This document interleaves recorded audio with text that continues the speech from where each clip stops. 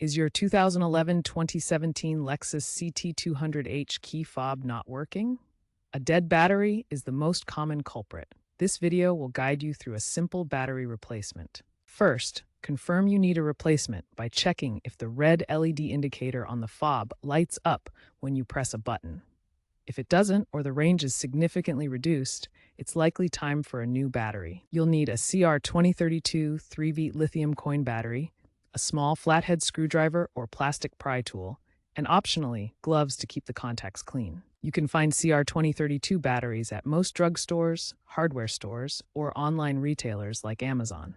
Consider purchasing a rechargeable lithium-ion version for extended life, lasting 5 to 10 years compared to the standard 1 to 3 years.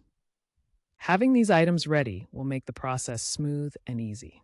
First, locate the small notch or seam on the side of your Lexus CT200h key fob.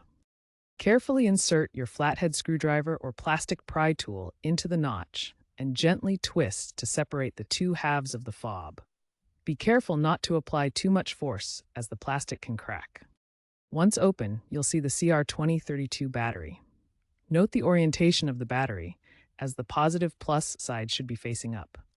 Use your tool or fingernail to gently slide the old battery out.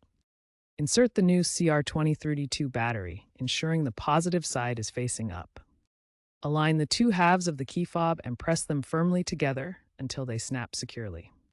Test the fob by pressing the buttons to ensure the LED lights up and the car responds.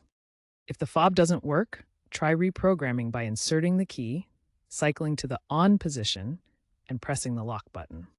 Remember to dispose of the old battery properly at a recycling center to reduce e-waste. If you have a rechargeable aftermarket one, consider using it.